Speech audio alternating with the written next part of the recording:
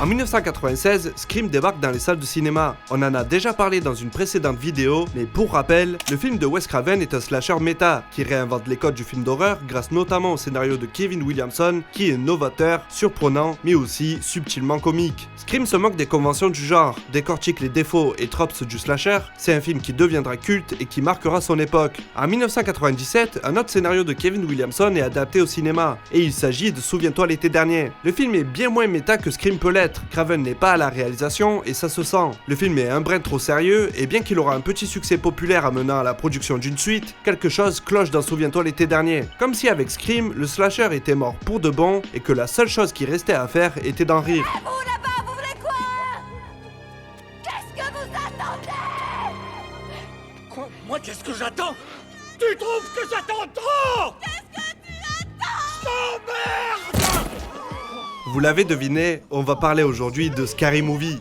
Scary Movie est une parodie d'entre autres la trilogie Scream, Souviens-toi l'été dernier, Sixième Sens et Usual Suspect. On y suit Cindy Campbell qui est la cible d'un tueur masqué qui fait ravage dans sa ville. Elle et ses amis, Bobby, Brenda, Buffy, Greg, Ray et enfin l'hilarant, l'exceptionnel Shorty, Passe à la télé? Dingue! partagent un terrible secret. En effet, lors d'une soirée arrosée, ils ont percuté un pêcheur et pour éviter la prison, ils se sont débarrassés du corps. S'ensuit alors de multiples meurtres propices à de l'humour noir, potache ou absurde. Le film sort le 25 octobre 2000 au cinéma et il devient un succès extraordinaire. Cumulant 278 millions de dollars au box-office mondial pour un budget de 19 millions, Scary Movie est une réussite critique et publique. Le film gagne très vite une réputation solide et sera à nouveau un hit une fois sa sortie en DVD. Le genre parodique devient alors une nouvelle fois populaire et Scary Movie s'inscrit très vite comme étant un long métrage dans la pure lignée des Hot Shots, Y a-t-il un flic et autres Police Academy. Une suite est instantanément mise en chantier par les frères Weinstein, alors producteurs de la franchise. Ce qui n'était pas prévu à l'origine par les génies qui se cachent derrière cette comédie culte des années 2000, j'ai nommé les frères Wayans. Né dans une famille de 10 enfants et originaire de New York, Keenen Ivory Wayans se fait connaître dès le début des années 80, notamment grâce à une apparition dans le talk show de Johnny Carson, l'un des plus populaires à cette époque. Jeune stand-upper marchant sur les traces d'artistes tels que Richard Pryor, Keenen déborde de talent et gravit les échelons très vite. En 1987, il s'allie à Robert Townsend pour écrire un film sur leurs problèmes dans l'industrie cinématographique. Les deux artistes en ont marre d'être cantonnés à des auditions pour des rôles d'esclaves, de pimp ou de basketteurs. Ils écriront ensemble l'hilarant Hollywood Shuffle. Salut, bonjour, je m'appelle Robert Taylor. Je suis un acteur noir et j'ai appris à jouer des rôles d'esclaves. Aujourd'hui, vous aussi, vous pouvez apprendre en vous inscrivant dans le premier cours d'art dramatique pour noirs. Vous y comblerez toutes vos lacunes. Tenez, le cours d'argot noir, premier niveau.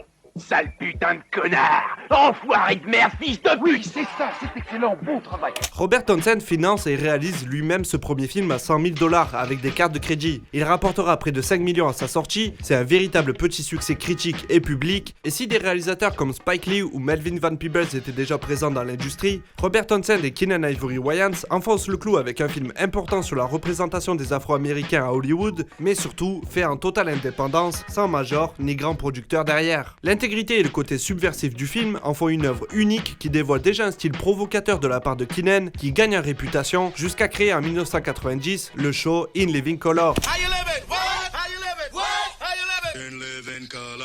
Diffusé sur la Fox d'avril 90 à mai 94, In Living Color est devenu très vite populaire. C'était un show articulé autour de multiples sketchs à la manière du Saturday Night Live, mais bien plus orienté vers la culture afro-américaine. Le show a de multiples futures légendes à son casting, comme Jim Carrey ou Jamie Foxx, et révélera entre autres Jennifer Lopez. Keenen étant à l'origine de l'émission, il fait aussi venir plusieurs membres de sa famille dans les sketchs qu'il écrit, dont sa sœur Kim, mais aussi et surtout ses frères Sean, Marlon et Damon. Le show est drôle, bien produit et en avance sur son époque, mais c'est surtout son côté politique qui est marquant. Keenen ne s'interdisant aucun sketch et bousculant les codes avec un humour qui déconstruit les stéréotypes en tout genre. Contrairement au mythique SNL, In Living Color, dont la majorité du casting est d'origine afro-américaine, devient alors un exemple de représentation culturelle et un véritable tremplin pour toute une culture, dont la culture rap US. En effet, à la fin du show, on pouvait y voir des performances live d'artistes tels que Public Enemy, Eazy-E, Redman, Mary J. Blige, pour citer que les plus connus. Keenen fera même venir l'icône du gangsta rap Tupac Shakur dans un des sketchs, qui était d'ailleurs un ami proche de Marlon, les deux partageant l'affiche du magnifique Above the Rhyme. In Living Color, en résumé, c'est culte, surtout outre-Atlantique, le show se permettant même de concurrencer la mi-temps du Super Bowl de 91, en cumulant plus de 22 millions de spectateurs pour cet épisode spécial. C'est définitivement un moment historique de la télévision américaine américaine et une victoire incroyable pour Keenan. Et cet instant unique a changé à jamais l'événement sportif et télévisuel le plus important des États-Unis. Everybody watching the Super Bowl watched our half hour. And it was so successful that the next year they hired Michael Jackson to be halftime in Super Bowl. So, yeah. Et ça aurait pu devenir bien plus populaire encore si la Fox n'avait pas commencé à censurer et rediffuser des épisodes sans l'autorisation de Keenan, ce qui causera le divorce entre le comédien et la chaîne. Le show s'arrêtera après la saison 5 qui avait alors perdu la majorité de son casting, dont toute la famille Wayans. Sean et Marlon auront droit à leur propre sitcom de janvier 95 à mai 99, sobrement intitulé The Wayans Bro et diffusé sur la chaîne de la Warner. Damon, qui avait débuté sa carrière dans Le Flic de Beverly Hills, continue sa carrière au cinéma dans plusieurs comédies et utilise tout son potentiel dans Le Bijou qui est le dernier Samaritain du regretté Tony Scott et écrit par Shane Black. Vous allez pas cafeter surtout.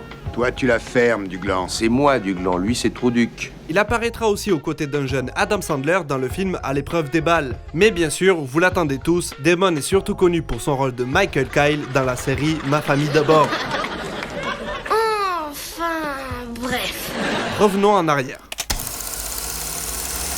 Dans les années 90, l'essor du gangsta rap pousse Hollywood à produire de nombreux hood movies. Genre caractérisé par ses décors situés dans les ghettos des États-Unis, à commencer par le long métrage Colors, puis Boys in the Hood, et enfin le traumatisant Menace to Society, pour ne parler que de la West Coast et des plus connus. Bien sûr, il y a aussi les presses de la ville, mais ça, j'en parlerai une autre fois. Va niquer ta mère, Lopez, je vais te sortir l'œil, problème. Sean et Marlon voient du potentiel dans ces histoires de gangsters, et se mettent alors à écrire un long métrage parodique du hood movies qui définira leur style unique et reconnaissable entre mille. Yo, je vais vous dire moi ce que c'est que le ghetto.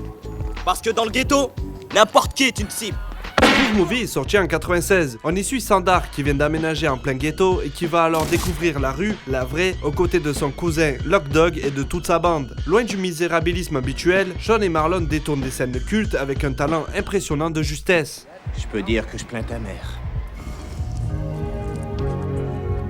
Tu viens de dire quoi sur ma maman? Il prouve qu'on peut avoir un message politique sur la situation des Afro-Américains aux États-Unis sans faire dans le tire-larme ou la glorification de la rue. Certaines vannes sont acides et peuvent mettre mal à l'aise, mais ils utilisent l'absurdité des situations à leur avantage, ce qui en fait un film drôle et important dans le genre parodique. Message! Pour un budget de 3,8 millions de dollars, il en rapportera 20 au total. Il est loin d'être une réussite et le film ne sera pas un succès critique, mais gagnera en popularité avec les années. Il fut inédit en France jusqu'en 2001, où il sortit enfin en DVD pour surfer sur le succès de Scary Movie. Après, je raconte la partie intéressante. Si rendre drôle des thèmes comme la précarité et le racisme dans Spoof Movie était dans les cordes des frères Wayans, alors se moquer d'un genre déjà déconstruit et prêt à être parodié était la suite logique des événements. C'est sur une idée de Sean que l'histoire de Scary Movie débuta. Après avoir vu les films Scream et autres Souviens-toi l'été dernier, il proposa au frère Weinstein un script pour une parodie qui était déjà en chantier dans les bureaux de la Miramax sous la branche Dimension Film. Le script d'origine, dont les auteurs sont deux opportunistes sans aucun talent, sera jeté à la poubelle, mais on reparle d'eux un peu plus tard. Réalisé par Keenan Ivory Wayans cette fois-ci, Scary Movie brille par sa minutie à reproduire quasi à l'identique les films dont il se moque. Ça vient de je sais pas où. Oh mon dieu, on a écrasé une botte! Le travail de photographie de Francis Kenny, qui est en passant le directeur de la photographie du cultissime Hohai, est incroyable de mimétisme. Et l'humour si unique aux frères Wayans se marie parfaitement avec le genre horrifique, dont le gore et autres screamers fonctionnent malgré l'aspect comique des situations. Il y a une alchimie incroyable entre les acteurs et actrices qui font qu'on croit à leurs histoires, à leurs personnages et ce qui leur arrive. Anna Faris dans le rôle principal est parfaite. La jeune actrice qui est débutée à peine a un talent fou pour garder son sérieux et transmettre de réelles émotions lors des gags. Regina Hall est hilarante, elle est plus exubérante qu'Anna Faris et elle sublime de nombreuses scènes grâce à ses talents de comédienne et son surjeu total. Shannon Elizabeth, alors révélée par le teen movie American Pie, montre l'étendue de ses capacités dans la comédie, la scène de sa mort étant pour moi l'une des plus drôles du film. Je suis supposée m'enfuir. Ok. Je m'enfuis. Je m'enfuis. Au secours. Au secours. Ah. Et maintenant, je vais me péter la jambe, ce qui me laissera sans défense.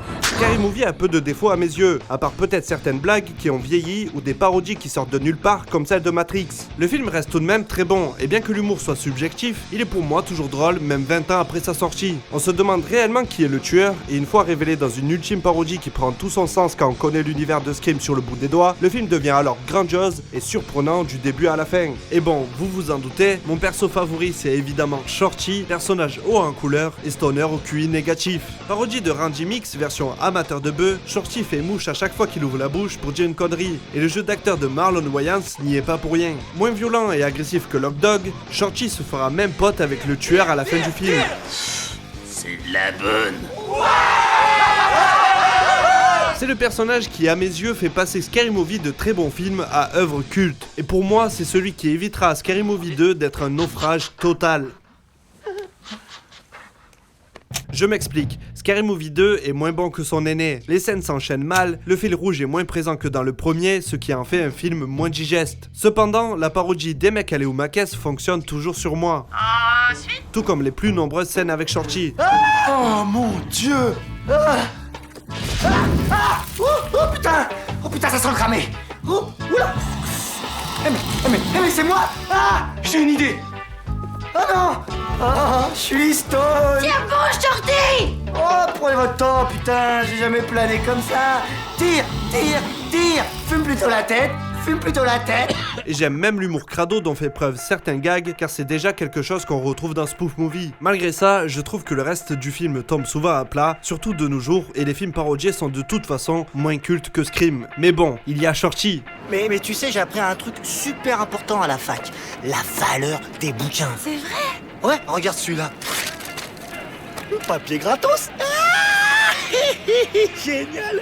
Les frères Wayans avaient compris que le personnage emblématique était Shorty et que le réel aspect novateur de Scary Movie avait été son côté stoner. Mais les Weinstein ont voulu une suite et rapidement, ne laissant pas aux Wayans le temps d'écrire un bon film. On se retrouve donc avec un moins bon long métrage dont l'exemple le plus parlant est que si je vous montre ça... Coucou!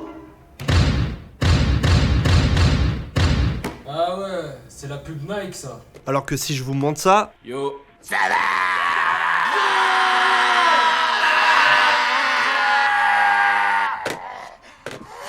Mais bon, le deuxième film se mate bien quand même, surtout si on est un stoner, et de toute façon, il reste toujours plus drôle que cette grosse merde de Scary Scream Movie. Ouais, on va même pas en parler de celui-là.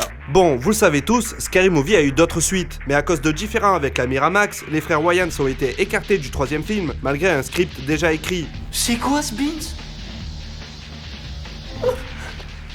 Le troisième opus sera donc réalisé par nul autre que David Zucker, celui même qui avec son frère et Jim Abrahams était à l'origine des Y a-t-il un flic. Et autant vous le dire, c'est une douche froide comparé au premier. Autant il y avait encore un semblant de scénario dans le deuxième, autant dans celui-là c'est un enchaînement de parodies qui malgré un dévouement total de Regina Hall et Anna Faris, fonctionne rarement. Même l'ajout de Kevin Hart et du trop méconnu Anthony Anderson ne relève pas le niveau. Les films parodiés sont populaires, certes, mais loin d'être autant cultes que Scream encore une fois. Puis désolé mais les frères Wayans avaient une fraîcheur et un talent à comprendre leur génération, alors que David Zucker a juste rajouté un humour de boomer au film et ça devient très vite navrant. J'ai même pas envie de parler du 4 ou du 5 malgré une scène avec le regretté Mac Miller. Les frères Wayans se sont fait voler leur travail et leur réputation car bien qu'étant absents du casting, la licence restera affiliée à leur nom pendant de nombreuses années. Sans parler des trouzaines de films parodiques réalisés par le duo Friedberg et Seltzer, alias les deux pires tâcherons de la comédie qui vendront leur merde à base de parler scénaristes de Scary Movie alors que leur script n'a même pas été utilisé dans le premier film. Définitivement, c'est une histoire bien triste qui, cela dit, n'empêchera pas les frères Wayans de réaliser deux autres succès des années 2000, l'hilarant Fausse blonde infiltrée et le très familial Little Man. Scary Movie reste malgré tout une œuvre majeure des années 2000, et bien qu'étant un film parodique, son côté politique apporté par ses auteurs en font une satire sociale pertinente sur le genre horrifique. C'est un film qui tient toujours la route 20 ans après, qui a gagné honnêtement son statut de culte, là où ses suites étaient inoffensives, donc oubliables. Je l'aime! Me regarde pas comme ça! On peut rester amis! Et je suis sûr que tout comme pour le Airplanes des As, vous avez tous au moins repensé à une vanne de Scary Movie en revisionnant un classique comme Scream. Pour toutes ces raisons, je pense sincèrement que les frères Wayans ne méritent pas leur mauvaise réputation due aux échecs que sont les suites de Scary Movie. Mais au contraire, à l'instar de leurs aînés Zucker et Abraham Zucker, ils doivent être enfin considérés comme étant ceux qu'ils sont réellement, des génies de la parodie. C'était Ace Modé, à la prochaine. He always knows just when the time is right. He never pauvre blanc qui vient m'apprendre à moi l'histoire des gobelins, n'importe quoi. Je vais aller bouffer. Et après, j'irai chier un coup. Il y a maintenant plus de 2 ans, je vous ai parlé de mon amour pour les frères Wayans. Des premiers pas du réalisateur Keenan Ivory Wayans aux côtés de Robert Townsend, à son impact indéniable sur l'industrie télé grâce à son émission In Living Color, en passant par leur premier succès international qui est Scary Movie, ou bien leur long métrage culte parodiant les Hood Movies, le génial Don't Be a Menace. Mettez votre ceinture, réglez vos rétroviseurs et allons-y. D'accord. Dans cette vidéo, je vous avais montré en quoi le parcours du trio Sean, Marlon et Keenan était extraordinaire et comment il avait fait d'eux des véritables génies de la parodie. Est-ce qu'il y a un problème? Et le problème, c'est que comme je vous l'avais expliqué, faute de temps et d'argent accordé à la production sur le deuxième épisode de Scary Movie, les tensions entre les frères Wayans et les Weinstein de la Miramax avaient fini par faire éclater le projet d'un troisième film avec eux, et les commandes de la licence ont été données à nul autre que David Zucker, membre du groupe Zaz, qui avait marqué le genre parodique et le cinéma dans les années 80 avec leur film Airplanes. Et du coup, ça a donné ça. TPT, yo! C'est grandiose! Ose, chose, rose, dose. Hug. Gang, bang, hug, bang. Non, je veux pas. Non, non, je veux pas. Non.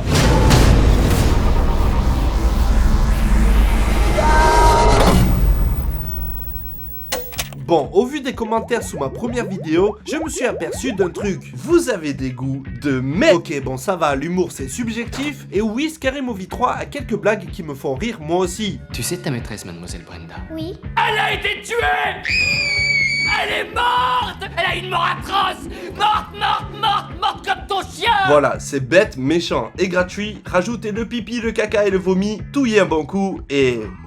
c'est à peu près ça l'humour qui marche sur moi. Mais malheureusement, le film ressemble à 1h20 de gras tellement indigeste que le long métrage en parie le triple. C'est gag sur gag sur gag qui n'apportent rien à un semblant de récit et toutes les blagues sont bien trop longues. Pour vous remettre dans le contexte, Scary Movie 3 est en grande partie une parodie du film Le Cercle de Gore Verbinski, qui est lui-même le remake du terrifiant Ring d'Hideo Nakata. Et l'autre partie parodiée tout le long est le film Signe de M. Night Shyamalan. Le rapport me direz-vous? Et je vous répondrai, il n'y en a pas, mais on reviendra sur ça un peu plus tard. J'avoue quand même que j'aime bien certaines scènes, comme celle où Brenda, un des deux personnages qui revient du diptyque original, fait semblant de mourir pour faire paniquer Cindy, toujours interprétée à merveille par Anna Faris.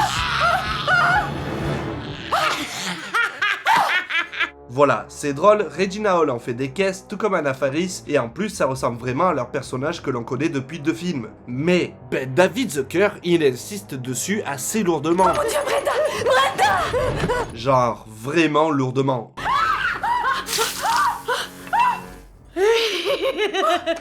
Je t'ai encore ri avec le coup de la fausse main, hein! Et quand vient enfin la vraie menace...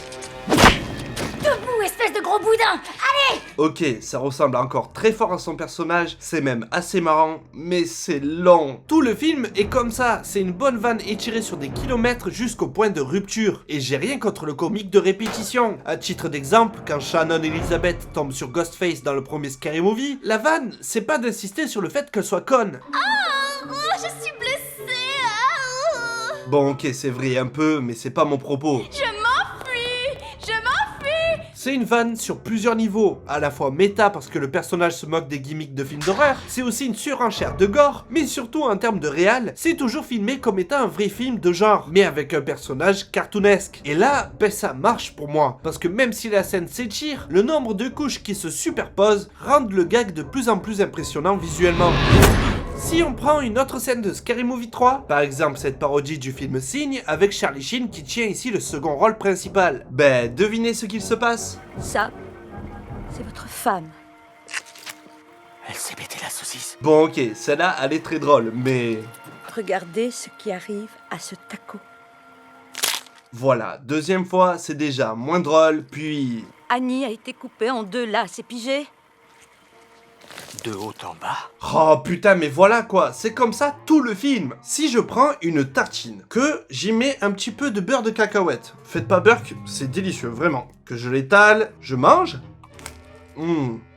Délicieux. Ça manque un peu de confiture, c'est gras, mais ça passe. Mais, si je prends la même dose de beurre de cacahuète, et que je l'étale sur une plus grosse tartine, il n'y a plus qu'une petite partie délicieuse. Et tout le reste, ben...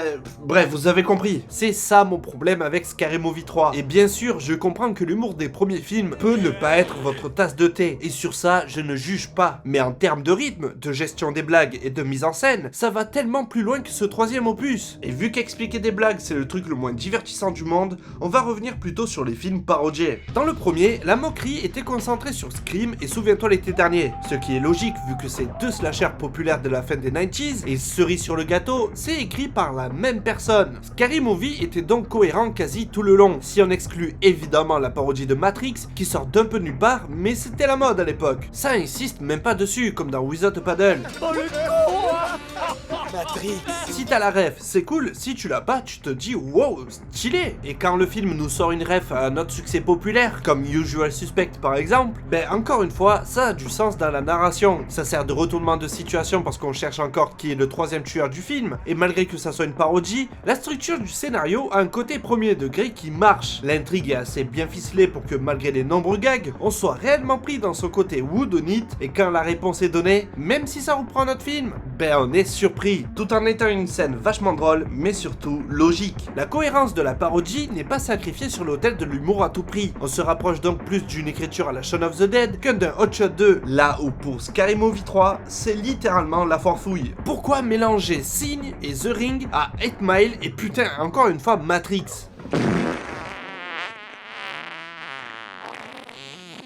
Parce que ce sont des succès populaires, voilà. C'est tout. Sérieux, même le deuxième épisode de Scary Movie, qui a eu des gros problèmes de production, je le rappelle, ben les frères Wayans ont su mélanger des films cohérents entre eux. Leur délire cette fois-ci, c'était de s'occuper des films de maison hantée en y rajoutant des rêves pointus de cinéphiles. Pour la création de cette suite, Keenan a dit avoir vu avec ses frères quasi 160 films différents. Ce qui est déjà énorme, mais le plus fou, c'est que ça se voit. L'une des scènes cultes de celui-ci, c'est quand le plant de ganja de Shorty se met à grandir d'un coup, et le roule dans sa couette et commence à le fumer.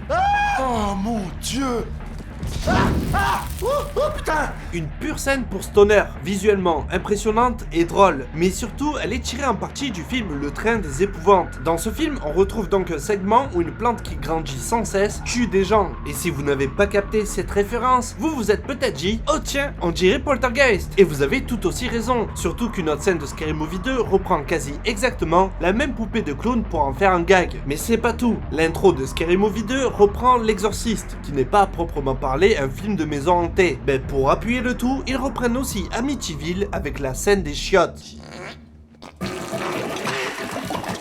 Oh putain de chili. Et ok, bon c'est grax un peu plus, mais vous avez compris le lien dans tout ça. C'est quasiment que des parodies de maisons hantées, qui peut être vu comme un sous-genre de film d'horreur à part entière. Mais surtout, les frères Wayans s'amusent à les mixer entre elles pour en faire leur propre sauce. Et je vais pas faire la liste entière des références plus ou moins bienvenues dans ce deuxième film, mais une dernière pour la route. Tout le monde se rappelle de cette scène où Tori Spelling fait l'amour à un fantôme, littéralement.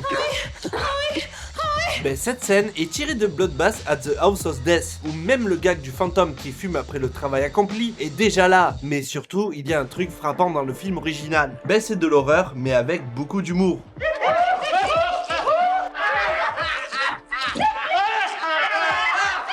Et encore une fois, vous allez me dire, mais non, mais c'est Freddy la référence. Ben vous avez encore raison. En une seule scène, ça référence un film culte et populaire, mais aussi une pépite plutôt méconnue du genre. Et voilà encore pour moi, les Scary Movie des frères Wayans sont supérieurs à ceux de David Zucker. Ils n'oublient jamais leur côté horrifique et font des références pointues, là où Zucker se contente de reprendre des trucs populaires et d'y ajouter sa touche gaguesque qu'il étale sur la longueur jusqu'à la nausée.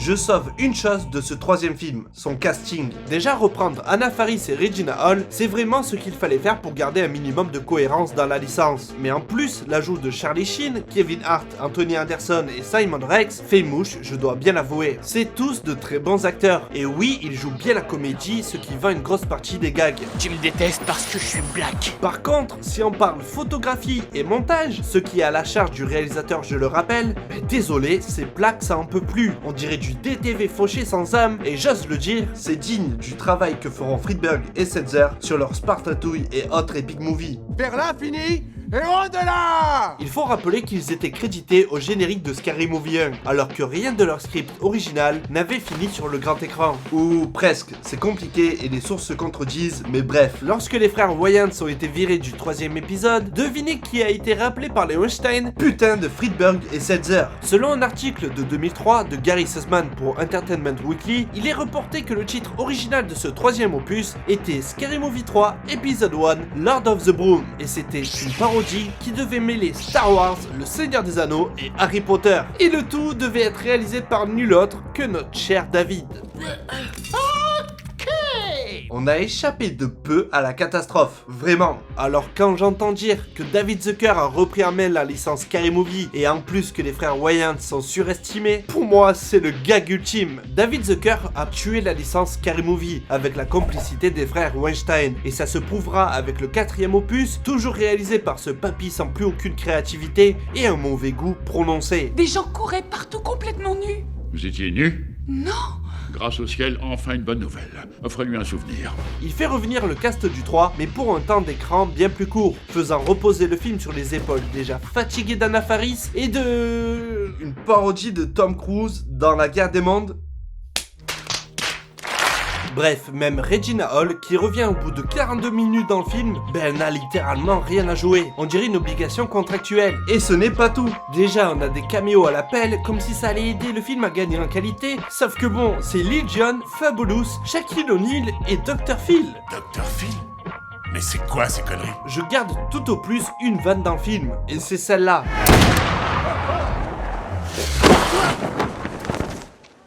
Pourquoi? Parce que... Voilà, c'est court, c'est bête, mais ça marche. Et pour le coup, c'est du pur zaz dans l'âme. Tout le reste est à jeter. Et à en croire les gens à qui j'ai demandé de me donner leur Scary Movie préféré sur Twitter, ben c'est bel et bien le pire film de la licence. Ou presque. Dan, qu'est-ce que c'est que ça? Mon pénis. On en parle après de celui-là, mais bon, après avoir défoncé ces deux films, il faut que je mette quelque chose au clair. Je ne juge ni vos goûts, ni votre humour.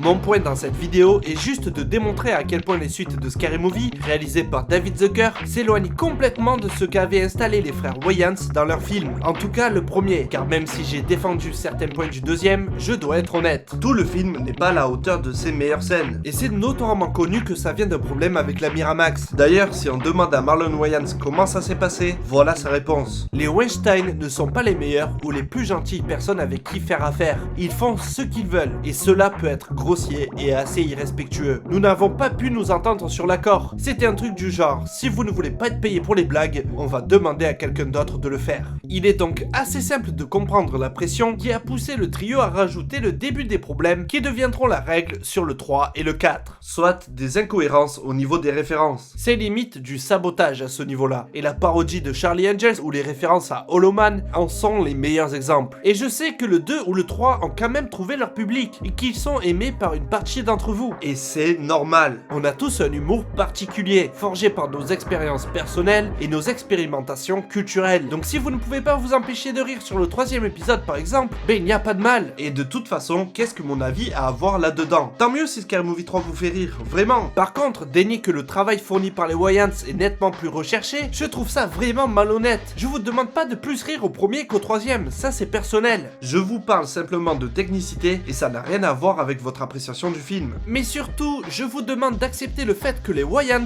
ont un véritable amour du genre horrifique qui transpire des deux premiers opus. Là où David Zucker, lui... Est-ce que c'est vraiment le film ultime que vous vouliez faire pour les parodies? Je pensais pas que ça m'intéresserait puisque toutes ces histoires de films d'horreur m'intéressaient pas trop.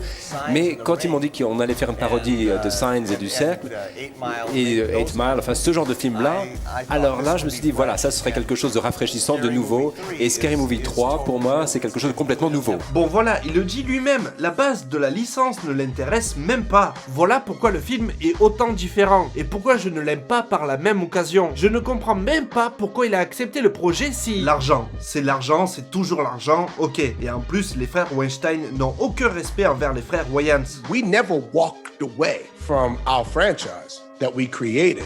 It was taken And us being the creatives that we are was like, fuck you, now watch what I create. We probably should sue for hundreds of millions of dollars because they probably owe us a shitload of money. And maybe one day we will. Because me and my brothers, we didn't say nothing. We didn't say nothing. We didn't cry to the audience. We didn't cry. You were very calm about it. They took it from us, snatched it, like literally. Mais le pire, c'est que même la pauvre Anna Faris en souffrira elle aussi. Il faut savoir que Scary Movie était son premier rôle. Elle l'avait eu en faisant une vidéo pour l'audition filmée par sa mère et l'un de ses voisins, délaissant alors toute sa vie pour sa nouvelle carrière. Et même si elle est un peu la tête de turc dans le premier film, c'est dans le troisième qu'elle commence à vraiment en avoir marre. Dans Scary Movie 3, il y a un chariot qui a atterri sur mon visage et nous l'avons tourné le dernier jour. Quand le chariot m'a frappé en pleine face, j'ai pensé « J'emmerde ces gens, je suis sur le point de casser mon putain de nez ». Mais s'il y avait plus, saviez-vous que David Zucker était un républicain fier de l'être et le revendiquant dès que possible? We want to support religion and support the military. People wouldn't support the troops. Well, besides being pathetic, that's funny. On s'en fout, me direz-vous? Si je rajoute le fait que récemment, il a fait un don à la Prager University, une association américaine de réinformation, comprenez de propagande bien de droite, à l'initiative de Dennis Prager, un conservateur américain qui a donc créé une plateforme où il peut mettre ses vidéos aberrantes avec oh tiens putain de Kevin Sorbo, alias notre bon vieux Hercule qui est devenu un bigot religieux complotiste. Ça commence à sentir le péforeux, non? Mais si je rajoute qu'en 2008, David Zucker a réalisé un film intitulé An American Carol, un énième film parodique prenant comme source cette fois-ci le conte de Charles Dickens, dont le principe est assez simple. 3 fantômes se relaient tour à tour pour inculquer une leçon de vie à un personnage odieux en le mettant face à ses actes qui pourrissent la vie de ceux qui l'entourent pour qu'il reprenne en main son existence et fasse le bien autour de lui. Donc un merveilleux conte généralement utilisé pour tacler un personnage de riche un peu trop radin, mais que notre cher David a compris à l'envers car il s'en prend à Michael Moore qui représente pour lui le vrai ennemi de l'Amérique, soit quelqu'un de gauche et aux idées progressistes qui essaie tant bien que mal de mettre en lumière des problèmes ô combien sérieux comme le port d'armes, la guerre en Irak ou le système de santé américain. Drôle d'ennemi quand même, mais ça devient encore plus gênant après. Bref, donc dans An American Carol, le personnage est cette parodie de Michael Moore d'un mauvais goût exceptionnel et tout ça est produit par Stephen Macavity grâce à sa société Empower Pictures qu'il a fondée avec les bénéfices tirés de la Passion du Christ de Mel Gibson. Et si vous voulez comprendre tous les problèmes liés à ce film, je vous invite à aller voir la vidéo sur le sujet de la chaîne Cinéma et Politique. Bref, même à la prod ça sent pas bon, mais quand on regarde An American Carol et que l'un de ses propos est littéralement « Putain, on va se faire grand remplacer », là on peut comprendre le monde qui sépare les deux univers. Celui des frères Wayans d'un côté, qui ont toujours porté des initiatives de projets multiculturels et à l'humour certes pas toujours fin, mais rarement malveillant, et le côté d'un réac dont les vannes sont « Lol, Michael Moore est gros et il se lave pas » ou « Oh tiens, regarde deux afro-américains homosexuels, putain mais c'est quoi le rapport entre Scary Movie et Brokeback Mountain, sérieux ?» Vous comprenez bien que la vanne, c'est se moquer d'eux, non? Voilà pourquoi je n'aime pas les Scary Movie de David Zucker, parce que c'est littéralement à l'opposé des premiers films en tout point. Et vous savez quoi? Je refuse que ces épisodes soient des Scary Movie tout court, tant pour moi ils représentent dans leur production quelque chose de réellement néfaste. Il faut se rappeler quand même que le premier a rapporté un total de 278 millions de dollars pour seulement 19 millions de budget, ce qui en fait l'une des plus grosses réussites au cinéma pour un film R-rated, mais surtout réalisé et écrit par des Afro-Américains. Et même si le deuxième coûtera un peu plus que le double, il fera lui aussi un très bon score de 140 millions. Tu m'étonnes que l'autre vieux boomer à la con a signé direct pour le troisième alors qu'il n'aime même pas les films d'horreur. Et vous savez quoi? Laissez-moi vous présenter ce que je considère être le véritable et unique Scary Movie 3. Oh, non, sérieux? Oh, le truc. Je vous avais pas dit que l'épée c'était mon truc aussi, non? Va falloir que je m'explique apparemment. Donc, Ghostbusters ou A Haunted House est un film américain sorti en 2013 du réalisateur Michael Tides, ancien assistant du producteur Rick Alvarez sur le film Fausse blonde infiltrée. Ouais, mais pas maintenant. Et donc le long métrage est écrit par ce fameux Rick, mais surtout l'un de mes acteurs préférés, Marlon Wayans. Ah, bordel. Il y joue d'ailleurs le rôle principal aux côtés d'Essence Atkins dans une parodie plutôt évidente de Paranormal Activity. Je vais aller vite sur ce film et aller droit au but. Déjà, il souffre de tous les défauts du film original, c'est-à-dire que ça évolue assez lentement dans l'intrigue, et que donc les éléments horrifiques mettent du temps, trop de temps à apparaître, mais ça a aussi toutes les qualités des Scary Movie. Vous voyez cet extrait ? Ben ça reprend exactement la mise en scène de Paranormal Activity 3, avec son ventilateur qui fait monter le suspense, en empêchant le spectateur de suivre l'action qui se déroule en faisant un panoramique tout con. Une trouvaille géniale, qui est donc reprise dans A Haunted House pour nous surprendre avec des blagues à chaque fois que la caméra arrive sur la cuisine. Et dire que certains pensent que les Wayans sont surestimés, alors que là c'est Marlon tout seul, hein. C'est aussi une qualité et un gros défaut, car là où dans les deux premiers Scary Movie, l'humour de Marlon était tempéré par les trouvailles de Sean ou Keenan, ici il est tout seul et il fait le show. J'entre et au fond je mets le vibreur, et puis les orages, l'électrochoc. Donc si Shorty n'était pas votre perso préféré, ou que l'humour extravagant de Marlon n'est pas votre délire, bon ben il y a de grandes chances pour que ça vous passe à côté, car c'est du pur Marlon dans toute sa splendeur. Et personnellement, c'est ma cam. Le film me fait mourir de rire de bout en bout, malgré son rythme assez bâtard. Marlon est en plus entouré d'un assez bon casting, à commencer par E-Sense évidemment, mais aussi d'autres acteurs comme Dave Sheridan. Oui, pour les plus attentifs, c'est le même acteur qui joue le génial Doofy dans le premier Scary Movie. Pour la petite histoire d'ailleurs, auparavant, Dave Sheridan était l'un des membres de Buzzkill, une émission de prank sur MTV, et c'est même lui qui aurait poussé Knoxville à prendre Bam Margera dans l'équipe de Jackass. Tout est lié. Mais il y a aussi David Koechner, que vous connaissez peut-être des films Anchorman, qui ici joue un installateur de caméras de surveillance et en même temps la star de son propre show télé. Elle s'amuse quand t'es à l'extérieur, c'est pas un problème qu'elle le fasse. Qui irait imaginer des choses? Pas dans notre pieu. T'es coincé et t'aimerais jaillir de la caméra. T'es qu'une saloperie devant le sien. Voilà comment on y tire une vanne d'ailleurs, en y ajoutant sans cesse des couches de malaise.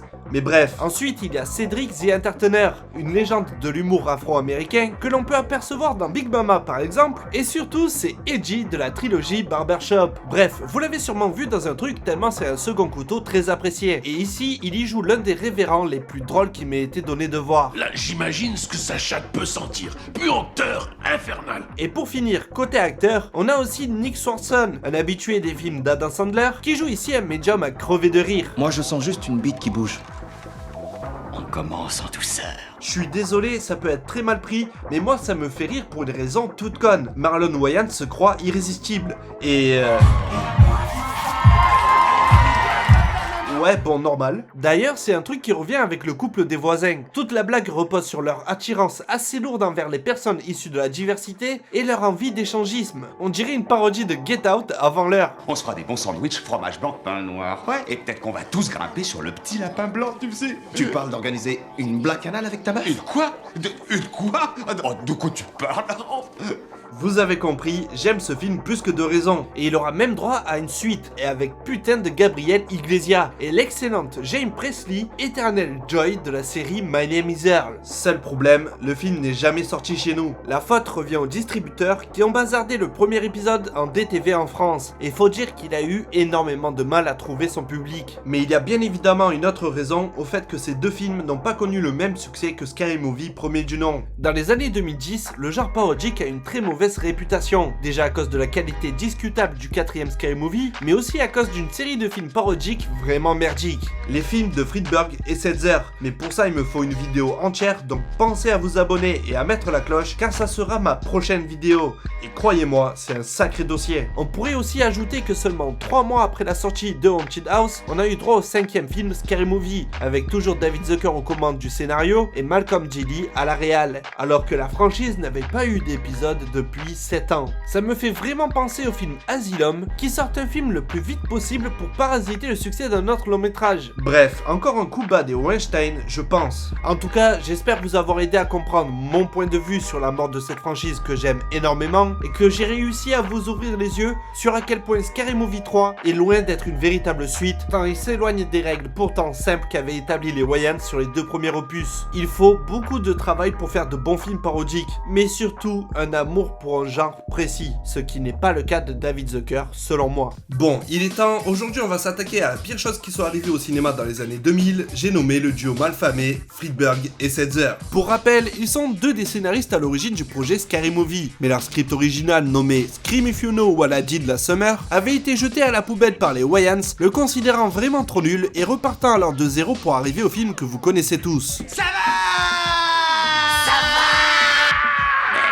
Le duo a alors profité du fait qu'ils étaient quand même crédités en tant que scénaristes de celui-ci et de son succès incroyable pour faire leur carrière dessus, et avec comme arme une seule tagline digne des pires marketeurs, soit par 2 des 6 auteurs de Scary Movie. Donc déjà, leur affaire pue l'arnaque à plein nez, mais en plus quand on voit ce qu'ils ont laissé comme empreinte au 7ème art... Hé, regardez, j'écris mon nom en pissant. Ça va être plus dur que je croyais.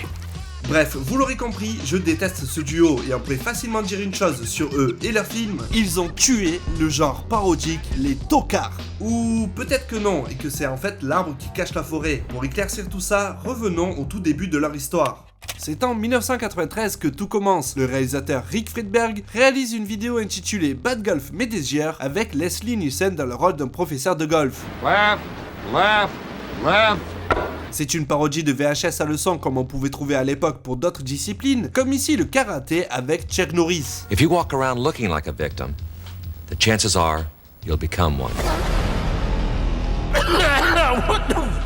Vous l'avez peut-être déjà compris, mais Rick Friedberg est le papounet de notre cher Jason, qui profitera de l'occasion pour faire transmettre à Leslie Nielsen un script écrit par lui et son pote Aaron, celui de la comédie Spy Hard. Et c'est comme ça qu'en 1996, on a eu cette parodie de film d'espionnage qui est très bas du front et d'un niveau discutable. Nos radars viennent d'intercepter une transmission satellite très troublante depuis notre base du rocher de Gibraltar. Ah oui, qu'est-ce que c'est? Je connais ça. Un hôpital? Mais qu'est-ce que c'est? C'est une grande maison pleine de malades, mais enfin pour le moment c'est pas le sujet. C'est un énorme rocher de granit situé sur la côte sud de l'Espagne.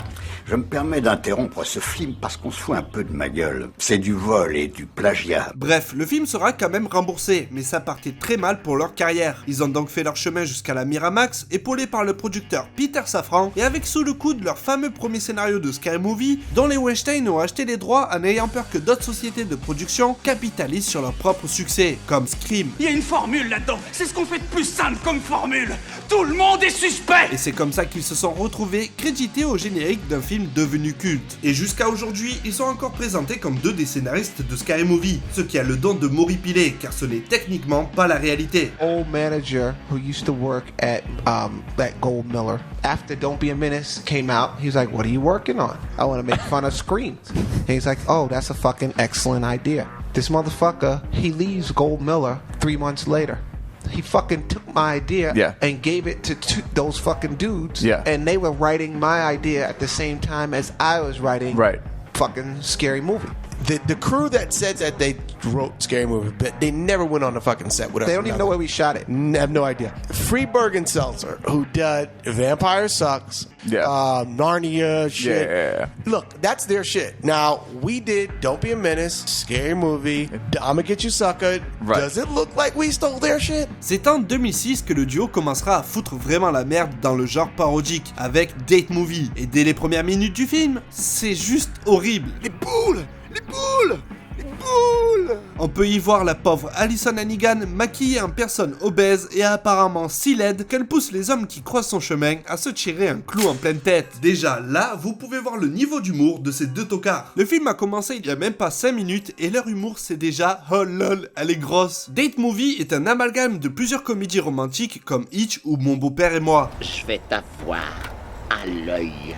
Mais aussi Le Seigneur des Anneaux, Pimp My Ride ou Star Wars. Parce que nique la logique, tant que c'est populaire, ça passe. Un peu comme le travail de David Zucker, dis donc. Je pourrais parler des heures de Date Movie en expliquant en quoi chaque vanne est catastrophique. Comme celle-ci où pour exprimer leur amour, nos deux protagonistes se mettent à tabasser un SDF.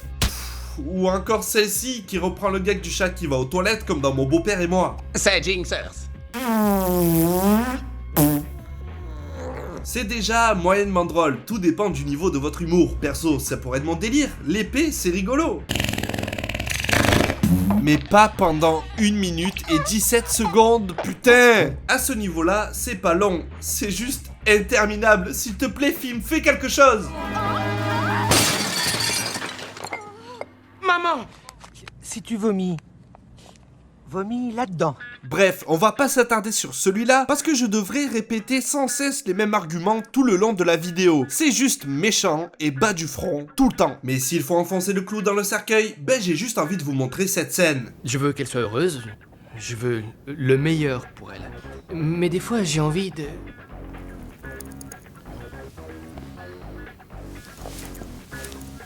Ah ouais, marrant, hein.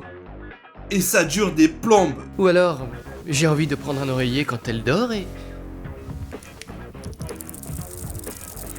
Bref, ça dure 1h13 et c'est quand même hyper long. Ça finit sur une ultime parodie de King Kong avec, oh putain, du blackface et bordel de merde, c'est que leur premier film. Go fuck yourself. Yeah. We don't give a shit. How's that sound? And fuck Really? off, too. I think that was important. But who are you saying that to? To the critics who attack us and our commentary. Ils sont bien conscients que leur film pue la merde et on dirait qu'ils ne voulaient même pas le faire. Ils ont juste pris leur chèque et hop, voilà votre caca fumant. Ils auraient pu encaisser leur pognon et s'arrêter là, mais l'argent facile, c'est dur de le refuser. Donc, ils ont continué leur œuvre avec Epic Movie, qui parodie Narnia, les X-Men, Charlie la chocolaterie, Pirates des Caraïbes, Da Vinci Code ou encore Harry Potter. Nous allons vous entraîner et vous pourrez vaincre Blanche Pute et restaurer la paix à Narnia. C'est ferme. Léger. Et bon allez, je vous l'accorde, au moins le titre du film correspond au mélange indigeste qu'ils ont réalisé. Le vrai problème ici n'est pas le mélange des univers, c'est ce qu'ils en font, c'est-à-dire littéralement rien. Ça n'a aucun propos, c'est juste mille et une vannes jetées contre un mur en espérant qu'il y en ait une qui colle. Je suis tellement hot. L'autre souci, c'est que la plupart des vannes sont tellement cringe voire vides de tout sens scénaristique ou logique qu'il en ressort que du bruit. Un bruit agaçant qui vient te dégueuler au visage toutes les 2 minutes une nouvelle référence et des gags graveleux. Glou glou. Vroom vroom.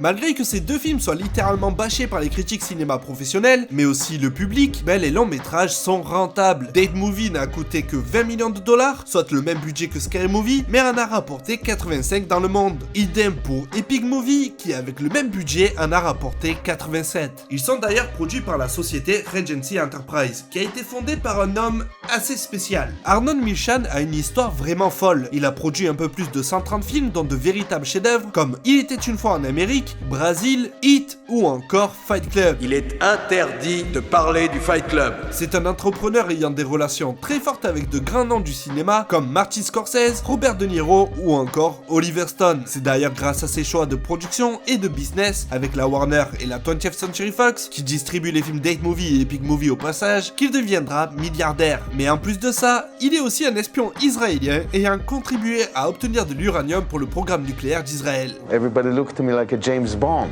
I remember some point I had asked Arnon about that. I was curious, but not in an accusatory way. I just wanted to know. And he said, yeah, I did. I'm Israeli. That's my country. Et je vous invite à vous renseigner dessus, tant c'est vaste et intéressant. Donc, après Epic Movie, il y a eu l'horrible Spartatouille. Tu es ma maman? Parce que j'ai envie de t'aider. Comment rester calme face à ce film? Genre putain ça fait même pas semblant, ça te fourre les références dans la bouche comme si le spectateur était une putain de doigt. Vers l'infini et au-delà! Sérieux, tout est affligeant dans ce film, c'est dans la continuité de leurs œuvres précédentes, mais dans celui-ci on pousse encore plus loin les blagues douteuses, voire carrément méchantes. Shopping, yeah. Vu les récentes informations que l'on a eues ces dernières années sur elle et le mouvement Free Britney, je pense que vous êtes assez au courant de l'affaire pour comprendre que cette blague est répugnante à souhait. Mais à titre de comparaison, prenons l'épisode de South Park sur le même sujet. Dans l'épisode 2 de la saison 12, les enfants apprennent qu'un gars a reçu 100 000 $ pour avoir pris une photo de Britney qui fait pipi sur une coccinelle. C'est vraiment une grosse poufiasse. Un jour, on parlera de l'humour de South Park, mais pas maintenant. Apprenant alors que la star est dans leur ville, les enfants décident de la piéger à leur tour pour avoir eux aussi une photo et devenir riches. Bon madame, montrez-nous votre moule ou un truc comme ça. Je pense que j'ai une meilleure idée. Sans déconner. It was at this moment that he knew. He fucked up.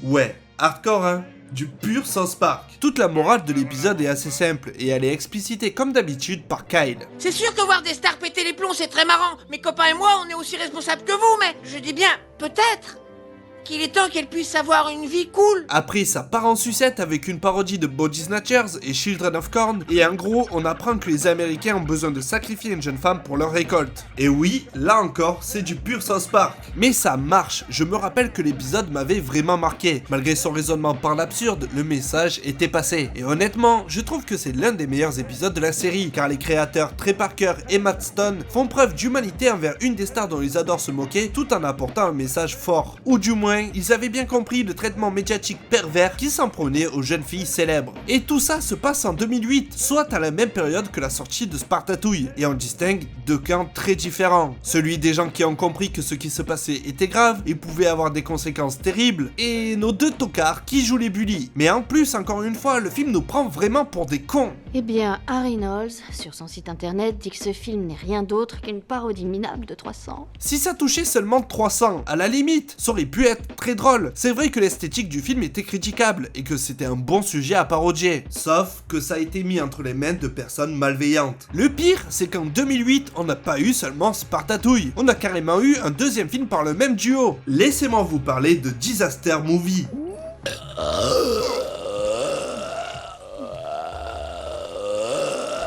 Ah putain, et t'arrêtes de couper les ongles. Ce film est encore plus exécrable. Ça enchaîne les références aléatoires comme si c'était un putain de loto à licence, et au bout d'un quart d'heure, on a droit à 4 putains de minutes tirées de High School Musical avec cette vanne accidentellement drôle. Je me suis envoyé en l'air, un noir du bayou qui ressemblait à Kanye. Where's the bass? Et oui, c'est la véritable Kim Kardashian, vous n'avez pas rêvé. Au passage, les spectacles de danse, c'est un truc récurrent dans leurs films. Je pense que c'est un des trucs sur lequel ils pouvaient réduire le coût de production facilement. Un seul décor, une musique de merde et c'est parti. En plus, ça parodie souvent un autre film de danse plus célèbre comme Stomp the Yard, Step Up, etc. Et bref, c'est affligeant tellement ça ne sert strictement à rien, juste à rajouter des minutes à leur long métrage. Alors que vous avez Dance Movie, avec et deux Damien Dante Wayans, mais surtout le trio original de Scary Movie au scénario. Voilà, c'est cadeau, foncez là-dessus. Essuie tes larmes, ça coule. C'est pas des larmes, maman. C'est de la morve.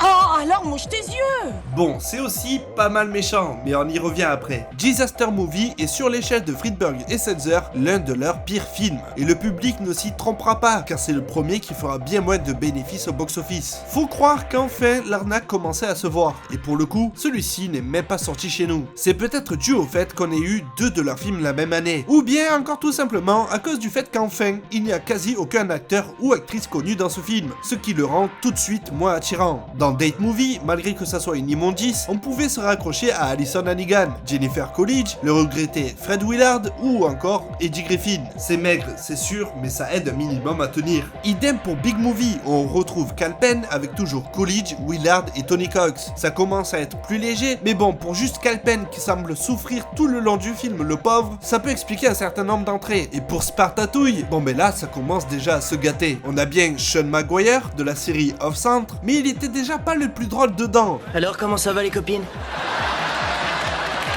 Alors dans Spartatouille, ben c'est catastrophique. On a aussi Carmen Electra qui semble kiffer travailler avec le duo vu qu'elle reviendra souvent dans leur filmo. Mais bref. Et oh putain, encore Kevin Sorbo.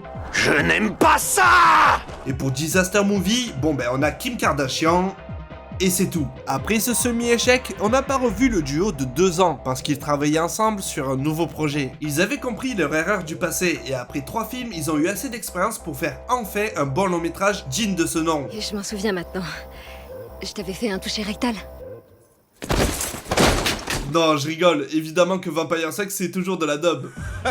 T'es un vrai comique, Fonzie. Cela étant dit, le film est assez bien fait en termes de mimétisme, notamment dans l'étalonnage et la réal, mais tout le reste est comme d'habitude. Néanmoins, c'est plus recentré sur la saga Twilight, ce qui permet de calquer la structure narrative pour rendre enfin leur film efficace. Ça marche un peu mieux que les autres, mais ça n'en fait pas une bonne parodie non plus. À la base, le genre parodique est inspiré par les différents genres cinématographiques. C'est pour ça qu'on a eu des parodies de James Bond pour se moquer des films d'espionnage quand c'était populaire, puis il y a eu les parodies de Peplum et autres films basés basés sur la religion, comme avec La vie de Brian des Monty Python, puis on a eu les Mel Brooks et sa parodie des films de la Hammer avec son Frankenstein Jr., ou le space opéra et plus particulièrement Star Wars dans Spaceball. Puis il y a l'évidence Airplanes, qui se moquait des films de catastrophe, qui était alors la tendance cinématographique de l'époque. Et oui, ces comédies avaient déjà certaines blagues pas terribles, mais remis dans leur contexte de sortie, c'est déjà plus compréhensible. Qu'on soit d'accord, le genre parodique est l'un des genres des plus critiquables, car à aligner de nombreuses blagues avec comme point de départ la moquerie, certaines cibles prennent plus cher que d'autres, très souvent les minorités d'ailleurs. Dépêchez-vous d'acheter! C'est dans les années 80 que le genre a déjà failli mourir une fois. Faut dire qu'à cette époque, la mode était au film d'action et il faudra attendre le début des années 90 pour avoir Hot Shot qui se moquait de Top Gun, puis sa suite qui s'en prenait à Rambo. Et en 93, on a eu À l'arme fatale avec Samuel L. Jackson et Emilio Estevez. C'était une parodie évidente de L'arme fatale qui était déjà un film conscient de ce qu'il était et qui est parsemé d'humour over the top. Des parodies qui arrivent donc assez tardivement. Et en 1996, mis à part Spy Hard et Don't Be a Menace, la même année, on a eu aussi les Austin Powers, qui est d'ailleurs plus un pastiche à la OSS 117 qu'une véritable parodie des films d'espionnage. Et bien qu'il deviendra un film culte, il faisait déjà dater, et tout le film repose sur le talent de Mike Myers et son humour. Mais quelle tête brûlée.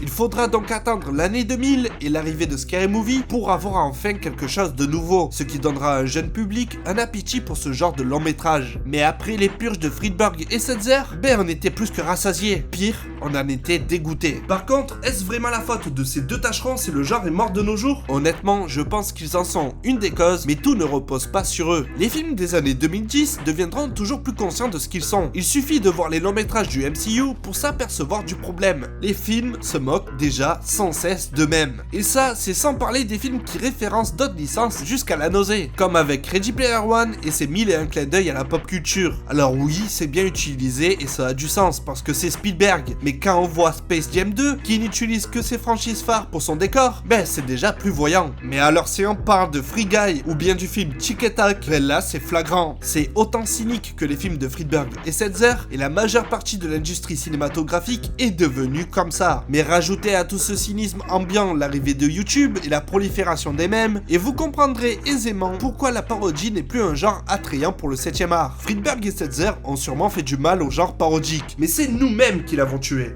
Pour le meilleur et pour le pire. Le duo a sorti 3 autres films après Vampire Sucks, et les 3 seront des bides colossaux qui sortiront directement en VOD. D'ailleurs, ça aussi ça a contribué à la mort du genre. Le DVD de Date Movie a été vendu à plus d'1 million d'unités, pour un chiffre d'affaires de 18 millions. Mais avec l'arrivée de la VOD à la Netflix et la mort à petit feu du support physique, à quoi bon produire ce genre de film? Si des gens ont mis du pognon dans les longs métrages du duo, c'était parce que c'était rentable, et pas pour les critiques positives. Limite, au contraire, à chaque fois qu'un film sortait, ça a eu un effet pervers où les gens pouvaient aller le voir juste pour dire à quel point c'était de la merde. Tout le monde s'accordant pour dire à quel point c'était navrant, mais donnant quand même l'argent pour alimenter la machine. La parodie est dans le coma pour l'instant, mais j'espère qu'un jour, quelqu'un redonnera ses lettres de noblesse à ce genre et qu'on ne verra plus jamais des bullies comme Friedberg et Setzer aux manettes de tout un pan du cinéma. Message!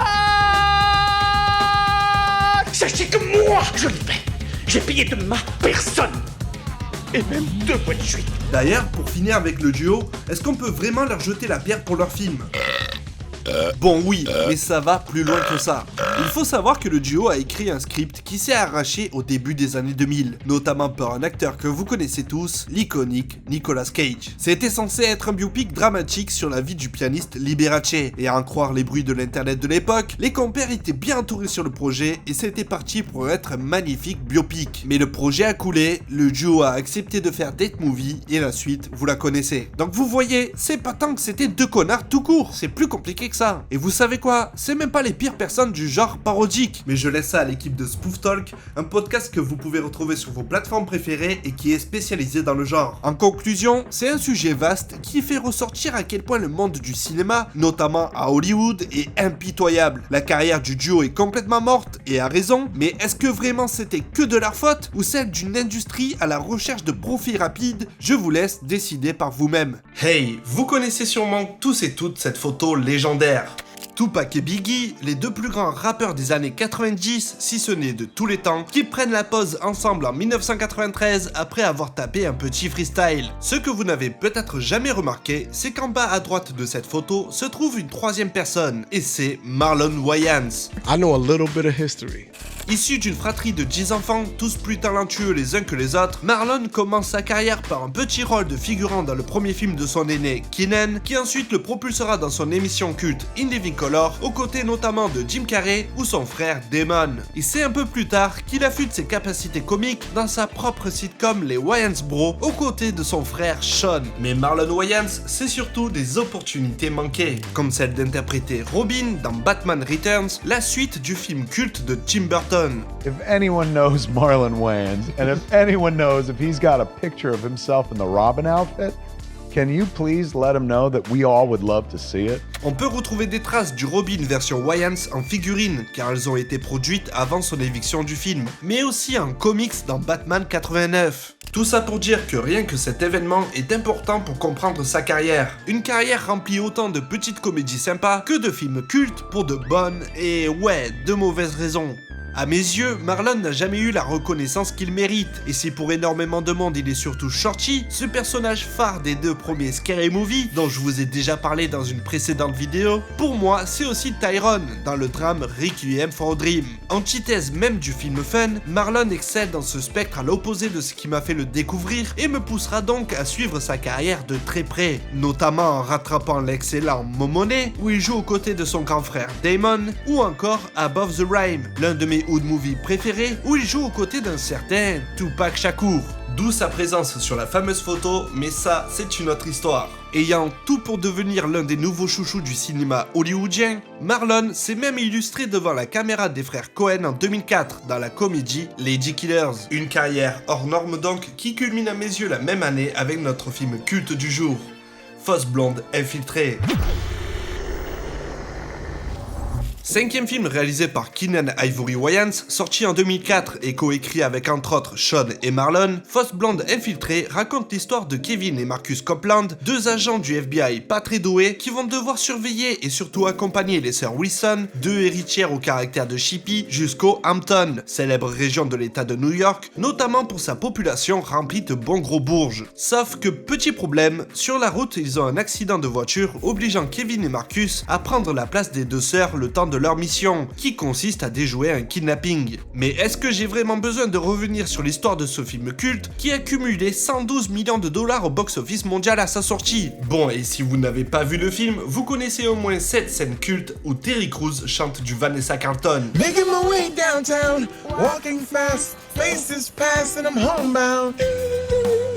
Et si vraiment tout ça ne vous dit rien, je vais essayer de vous expliquer pourquoi vous devez le voir et surtout comment tout ça est devenu culte. Évidemment, le film en lui-même est sorti dans un contexte particulier déjà pour les Wayans. Couronné du succès colossal de Scary Movie et malgré une réception plus que mitigée du deuxième opus, plusieurs studios essaient quand même de signer leur prochaine comédie. La Fox, Universal et DreamWorks sont en tête des négociations, mais c'est Sony et sa branche Révolution qui vont trouver un accord avec les frères pour deux films. Au même moment, Dimension Film, alias les frères Weinstein, lancent la production de leur Scary Movie 3 avec au scénario Friedberg et Setzer et à la réal notre cher David Zucker. La suite des événements de ce côté, je vous l'ai déjà raconté, et pour le reste, ben vous vous en doutez. Le trio ne rempile pas pour un énième film parodique, en tout cas pas dans leur style précédent, mais sur une comédie plus traditionnelle avec une grande louche de leur humour si particulier. Attrapé, je vous renvoie la balle.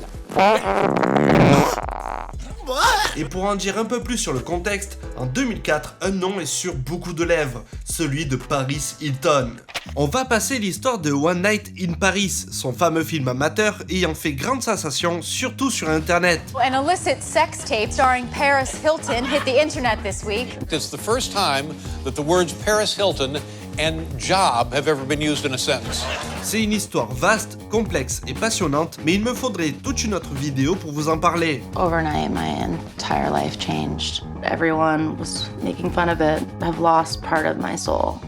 Idem pour Paris elle-même. C'est un personnage public sur laquelle il y a 1000 choses à dire, mais je préfère me concentrer sur une chose, son show télé, The Simple Life. Diffusé depuis le 2 décembre 2003 sur la chaîne Fox et en avril 2004 sur Canal+, The Simple Life est donc une télé-réalité où Nicole Richie et notre chère Paris, deux fifilles à papa pourri gâtés, sont privés de leur argent et tout autre privilège pour vivre à la ferme durant 30 jours. Si elles sont sympas, je serais sympa avec elles.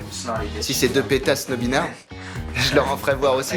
The Simple Life, c'est un véritable carton. Près de 10 millions de spectateurs se marrent une fois par semaine devant les aventures des deux copines qui enchaînent les conneries comme les leçons sur la vie, la vraie. Ça craint, j'arrive pas à croire qu'on est obligé de payer notre nourriture. La série aura droit à 5 saisons qui donneront 53 épisodes, autant pathétiques qu'hilarants, et dont le ressort comique principal est la différence de classe sociale entre les filles et les autres protagonistes. Leurs vêtements sont un peu différents de ceux que portent la plupart des jeunes filles par ici. Ça, et le fait qu'elles fassent vraiment des conneries constamment. Hello? Quel type? Le type dont on a utilisé le compte. Tu déconnes. Mesdemoiselles? Mets-toi à pleurer. Notez bien que Fausse Blonde Infiltrée sort en juin 2004 aux États-Unis, soit à peine 6 mois après la diffusion de la première saison de The Simple Life, mais aussi pas très loin du leak de la vidéo amateur qui fera exploser la popularité de Paris. I don't know. I think Sean was high when he called me up with this idea. I think someone put weed in his green tea because he called me up. He was like, Marlon, we should play Two White Girls. It was like 3 in the morning. I said, what? We should play Paris and Nikki Hilton as detectives. I said, bro, like, you high? He's like, no. I said, well, then you need to smoke something to go to sleep. I hung up. En termes de timing, c'est du pain béni, car Fausse Blonde Infiltrée parle précisément de la même caste dont les copines font partie et en est littéralement une parodie, voire une satire. La différence entre les deux genres de comédie reposant sur des choses simples. La parodie consiste à copier une personne ou un concept, comme disons Scream, pour en faire Scary Movie, dans une forme de caricature pour taper sur sa victime sans prendre de pincettes. Alors que la satire vise plutôt à se moquer d'une idée, d'un ensemble de personnes, sans en reproduire la cible exacte. Les finalités sont similaires, faire rire, mais pas vraiment de la même façon. On ne se moque pas d'une personne en particulier, en l'occurrence ici Paris Hilton, mais du système autour d'elle pour en faire ressortir la bêtise. C'est pour ça qu'on peut faire le jeu des 7 différences entre les sœurs Wilson et les deux stars de The Simple Life, sans pour autant faire de ces dernières des cibles précises. Ce qui, vous le verrez plus tard, a son importance. C'est les mêmes personnes, mais présentées en biais, avec un décalage humoristique très prononcé pour dénoncer plus ce qui amène ce genre de personnes à exister que les personnes elles-mêmes. Et ça va bien plus loin que ça, puisqu'en réalité, le film parle davantage de la position des femmes dans cette société-là, voire dans la société tout court, que de lutte de classe. C'est le point qui fait de Fausse Blonde Infiltrée un classique de la comédie moderne, en plus d'être un film qui tient la route sur le temps long. Et oui, cela malgré tout le gras qui caractérise si bien l'humour des frères Wayans. White Chicks, c'est une représentation du patriarcat à son plus haut sommet, et celui-ci ressort d'autant plus que nos héros qui se déguisent pour leur mission se voient constamment ramenés à ce qu'ils sont pour les autres personnages d'un film, soit des femmes. Eh toi, d'où tu me regardes, t'as un problème? Qu'est-ce que t'as à mater mon cul? Vas-y toi, tiens-moi mon pitbull. Tiens-moi mon pitbull. Eh toi, qu'est-ce qu'il y a mec, hein? T'as un problème? Marcus, tu veux te la donner, hein? Quoi, t'as faim, t'en veux? Hein? Viens goûter mon cul, cacao. Marcus, ferme ta bouche sur ma règle, comme si j'étais une meuf, il est ouf. T'en es une. Et c'est un ressort comique en soi, tant on peut dire que les deux mecs sont loin des standards habituels. La blague sur cet élément précis, c'est que le maquillage est fait pour que le spectateur n'oublie pas qu'ils sont des hommes, mais les personnages, eux, ne le remarquent pas et s'excusent par un élément propre à cet environnement, la chirurgie esthétique. Yam, mais est-ce qu'il y a moyen de goûter? Tiens-moi ça. C'est mes tchoutes que tu mates comme ça, t'es mort. Tout ça offrant alors autant de décalage de classe que de genre, notamment sur la différence de la vision du monde de nos protagonistes et leurs copines. Ça donne quoi? Ça donne super sexy. Ah, tu déconnes? Salut, c'est moi Céline la cellulite. Regardez mon énorme porte-bagages. Sauvez Willy, relâchez ce gros tas dans l'océan. Ce point de vue est présent sur la majeure partie du film, qui passe plus de temps à démontrer que ces filles évoluent dans un environnement rempli d'hommes toxiques que d'en faire de véritables punching balls. On est donc loin du traitement que réserveront Friedberg et Setzer à cette même Paris 4 ans plus tard. Mais j'ai envie de dire que dans Fausse Blonde Infiltrée, on est même loin du traitement général de Paris Hilton, comme par exemple dans cet épisode de South Park sorti en décembre 2004. Elle est totalement snob et trop gâtée.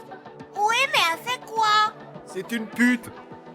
Alors je sais, je mets le doigt sur des sujets complexes que je dois survoler, car il y aurait à dire sur tout ça tant c'est rempli de points sensibles. Paris Hilton a été utilisé pour se moquer d'elle. Il était courant de mettre l'accent sur les nombreuses polémiques qui l'entouraient, comme son esprit de fêtarde légendaire ou son hypersexualisation, mais en cachant constamment les hommes derrière. C'est d'ailleurs un sujet d'autant plus important quand on parle de son film amateur, mais pour ça je vous laisse vous renseigner par vous-même et je vous mets un tas de liens en description. Au passage, l'épisode de South Park qui lui est dédié est assez ignoble.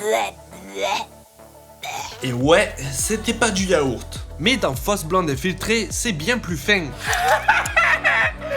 Qu'est-ce que vous me faites rire? Non mais vraiment, outre les blagues pipi caca, il y a énormément de travail pour qu'on rigole de, mais surtout avec ce genre de filles superficielles et riches. Tout ça sans vraiment les prendre de haut. La bande de copines qui entoure Marcus et Kevin est d'ailleurs attachante et drôle. Oh oui. Jamais tu la mets dans la bouche?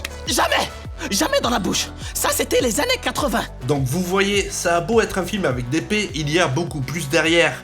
Et oui, certains points étaient déjà là dans le film original. Next day, shows up to my house, and then we watched Some Like It Hot, and I was like, yo, we can do this. Oui, ça me donne une idée. On va trouver 2 perruques au rabais, on se rembourrera ici et là, et on se fera appeler Joséphine et Géraldine.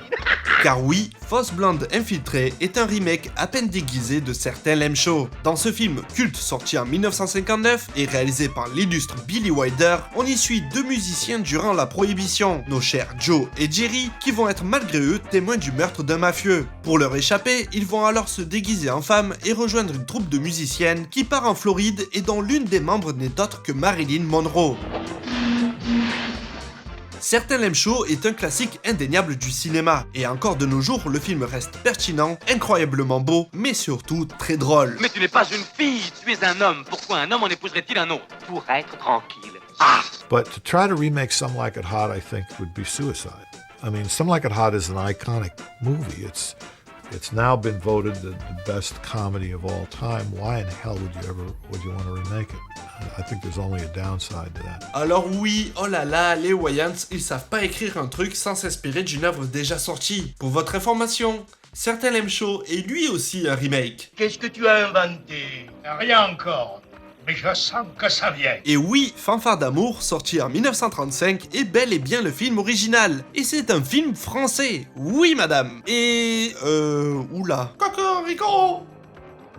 Donc oui, pour recontextualiser ça... En gros, nos 2 musiciens se déguisent au fil des modes pour trouver du travail. Ils font plusieurs ennemis jusqu'à tomber sur la mode des troupes de femmes et vont donc se transformer pour avoir un job. Ça donne une cohérence certaine à la suite, mais bon, ça, c'était vraiment pas obligé. Fausse Blonde Infiltrée, lui, utilise l'astuce du FBI et de la technologie de pointe pour faire passer la pilule. Ce qui est pratique d'ailleurs, pour avoir une intrigue avec un minimum de suspense. Sinon, les 3 films sont assez similaires. On est dans la majeure partie sur du pur vaudeville. C'est-à-dire de la comédie de situation, mais une situation particulière qui amène à des sous-textes plus ou moins évidents, d'où la répétition du personnage de riche très forceur envers un de nos héros. Dans les 3 films, on a ce personnage et ce quiproquo, et si dans Fausse Blonde Infiltrée, Terry Crews excelle dans le rôle et le cringe qui peut l'entourer... Où est passé le soleil? Doucement, Miss Chocolat Blanc. Je ne voudrais pas vous voir fondre. La meilleure version à mes yeux se trouve dans certains Lem Show. Ascout, je serai franche avec vous, nous ne pouvons pas nous marier du tout. Pourquoi? Pour commencer, je ne suis pas une vraie blonde. Pas d'importance. Vous ne comprenez pas, Ascout. Je suis un homme. Ah, personne n'est parfait. C'est pas pour rien que le film est devenu un classique tant le sous-texte sur l'homosexualité est présent, mais surtout en avance. C'est brillant parce qu'à la base, le vaudeville est justement réputé pour être de la comédie sans véritable morale, ce qui vient en grande partie de son origine, le théâtre. Et si donc on rigole juste de situations burlesques... Bébé, c'est pas ce que tu crois. C'est un mec. Fais-toi soigner. D'autres situations impliquent des rapports de pouvoir et donc évidemment de la politique. Et ça, les Wayans l'ont très bien compris. Terry Crews y est décrit comme un prédateur et les gags sur ça sont très appuyés, voire violents. Vous savez ce qu'on dit? Entrer dans le lit d'un black, c'est en sortir dans un fauteuil roulant. Hé, Latrelle, Je voulais te dire que c'était super hier soir. Tony.